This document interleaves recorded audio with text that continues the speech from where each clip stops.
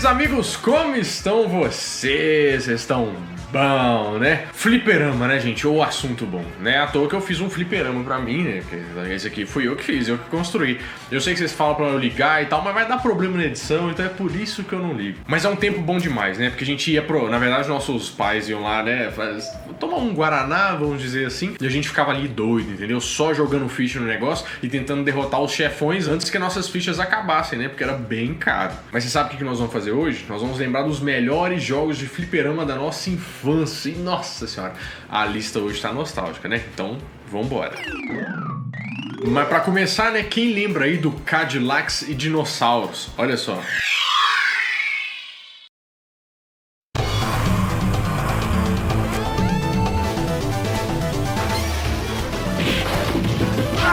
Então, Cadillacs e Dinossauros é um jogo no estilo beat'em up, né? Que é basicamente, assim, na tradução livre, né? Você anda na rua e sai batendo em todo mundo. Ele foi lançado em 1993 pela Capcom e é totalmente inspirado em um quadrinho, eu não sei se você sabia disso, que é o Xenozoic Tales, que foi escrito pelo Mark Schultz. E a ideia do jogo 2D é basicamente essa, né? Você anda pelo cenário, você começa a bater em todo mundo, inclusive dinossauros. Apesar de tadinhos, eles são maltratados, né? Mas é só virtualmente. E esse estilo de jogo ficou bem famoso nos anos 90 e Cadillacs Dinossauros é um clássico desses. E nesse jogo você podia escolher entre 4 personagens. Tinha o Jack Tenrick, tinha a Hannah Dundee, tinha o Mustafa Cairo ou então o Mes Obradovic. E cada um deles tinha uma habilidade especial. E no jogo você ia andando por 8 cenários diferentes, né? Lutando contra os inimigos e tentando matar os chefões. E pra você que nunca chegou no final, nunca teve ficha, né? No final você derrota o chefão final, que é o Dr. Simon Fessenden. E uma coisa legal é que nesse jogo os dinossauros começavam a aparecer pelo cenário. E você podia escolher sim ou não bater neles ou interagir com eles. Isso aí fazia uma diferença bem grande na batalha, né? Mas só pra você saber, eles não eram os inimigos, né? Apesar do nome do jogo, Cadillacs e Dinossauros. É só tipo de estilo, sabe? Cadillacs e Dinossauros e diversão. Tinha tipo um indicador assim. Se o dinossauro fosse verde, ele não ia te atacar. Mas se você desse porrada nele, ele ficava vermelho, porque ele ficava com raiva. Só tinha o T-Rex, né, que é aquele grandão que já chegava vermelho e destruindo todo mundo. Mas se você lembra desse e deu um quentinho no coração de Cadillacs e Dinossauros, deixa aqui embaixo nos comentários que eu quero saber. Mas nem só de arcades originais vivíamos naquela época, né? Porque tinha vamos dizer, um nicho de mercado ali que as pessoas colocavam uns emuladores nos fliperamas, né? E muitas vezes eu já cheguei a um caso, isso é real, tinha um Super Nintendo dentro do fliperama. E é por isso que muita gente já jogou o International Superstar Soccer Deluxe no fliperama. Você lembra?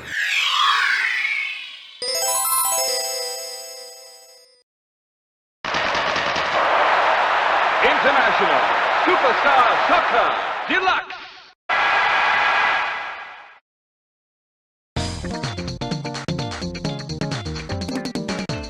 Então, essa maravilha da natureza foi produzida pela Konami lá nos anos 90. E esse jogo era muito diferenciado dos outros da época, né? Porque o gráfico era sensacional pra época. A jogabilidade, então, você podia dar carrinho, assim, fazer aquelas jogadas de cruzamento, era muito legal. E foi a franquia de jogos mais popular na Europa e na América Latina nos anos 90. O jogo era basicamente uma Copa do Mundo, né? Você escolhia, você podia fazer seus campeonatos, você podia jogar... Inclusive, tinha lá que você podia jogar com mais controles, né? Até, tipo, 4 contra 4, mas a gente não tinha essa tecnologia toda pra fazer isso. E aí você escolhia sua seleção lá e metia bronca. Mas uma coisa que você talvez não lembre, né, fora as versões piratas de Ronaldinho Soccer e todas aquelas, né, aquelas coisas diferentes, ao contrário de hoje, as produtoras não tinham os direitos autorais para colocar o nome de todo mundo. Então o que aconteceu? Eles inventaram vários nomes. Por exemplo, na seleção brasileira, quem que carregou o time nas costas? Quem que era o cara que fazia gol? Era o Alejo, né? Que muito tempo depois foi revelado que o Alejo, na verdade, era o Bebeto, né, que foi um dos artilheiros da Copa de 1994, que junto com o Romário ali fizeram né, Gomes e Alejo, nossa senhora, aquela dupla de ataque, sim.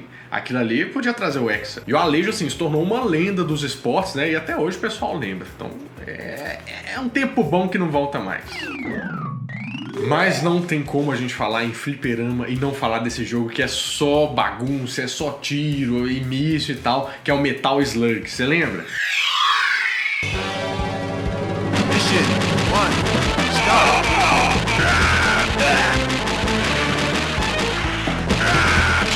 Heavy machine gun.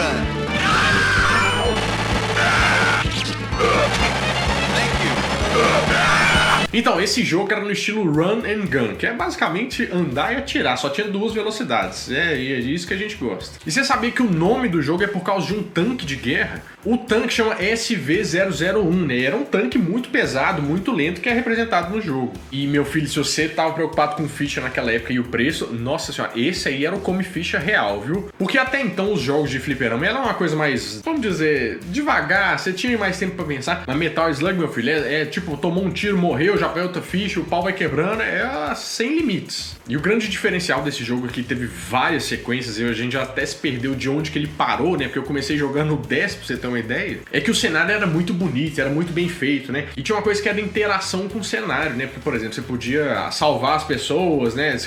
Cada bonequinho que você podia interagir de uma forma, era bem legal. E dependendo das armas que você pegava, você tinha um estilo de jogo diferente. E também tinha algumas coisas que aconteciam, né? Por exemplo, você podia ficar gordo, você podia virar uma múmia. O jogo era muito bem pensado e tinha vários detalhes que deixavam ele assim com aquela cara de clássico, que a gente gosta bastante. Mas vamos falar de mais um que deve ter um Super Nintendão lá chuchado lá embaixo pra fazer você jogar o fliperama, né? Com certeza você lembra de um clássico dos jogos de corrida que é o Top Gear. Você lembra?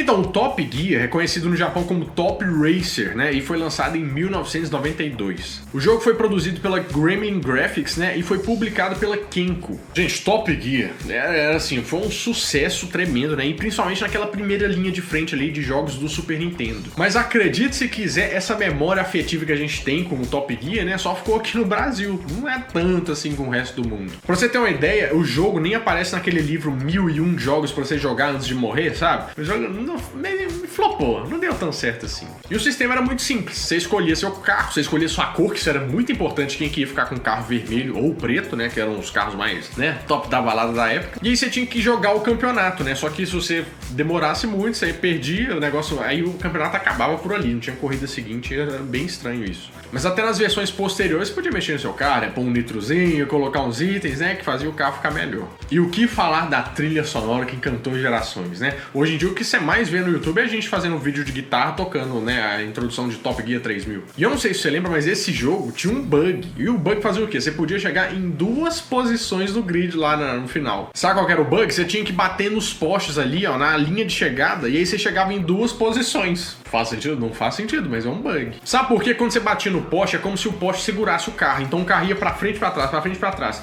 E fazia você passar 2 vezes na linha de chegada, entendeu? Então você podia chegar em primeiro e segundo, terceiro, e enfim. O que a sua imaginação mandar. Mas é aquele negócio, né? Se você era profissional no negócio, chegava só em primeiro, é negócio de você tirar a onda pra você chegar em 2 vezes. E seu amiguinho lá falar, ó, cheguei 2 vezes na sua frente, você ainda nem passou, né? Que vergonha. Mas a gente não pode deixar de falar também de um clássico dos fliperamas, né? O fliperama de bar ali, tinha esse jogo direto, que é o The King of Fighters. Você lembra?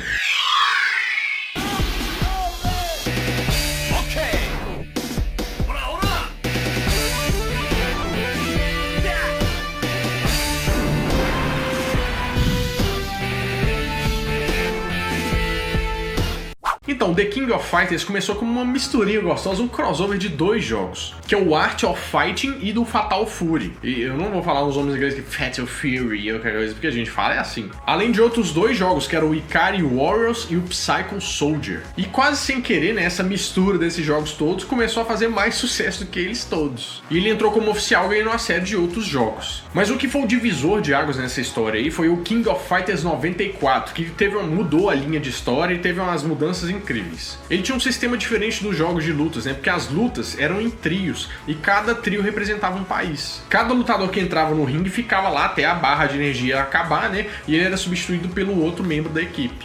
E o time que perdesse os 3 personagens perdia o jogo, né? Aí tinham 5 rounds normalmente e tinha um round de desempate que se acontecesse, né? Todo mundo voltava ali com 15% de vida só. Mas claro que todo bom jogo não pode faltar um chefão, né? E nesse caso era o Rugal, que ele aparecia num porta-aviões, você lembra desse esquema aí? Ele era um contrabandista de armas, né? E a ideia dele era conhecer os vários estilos marciais do mundo pra ele ficar invencível. Mas tem uma curiosidade que antes de lutar contra o chefão, né? Ele mostra uma sala das estátuas de gente que ele já derrotou pelo mundo, né? Tipo, esses aqui são os adversários caídos. E dentre elas tem o Guile, o Fei Long e o Akuma do Street Fighter. Claro que isso parece uma alfinetada ali, né? De falar assim, olha só, o nosso chefão aqui já derrotou todo mundo aí do seu jogo, e aí? O que vocês vão fazer? Mas se você lembra de The King of Fighters e já jogou bastante, põe embaixo nos comentários que eu quero saber.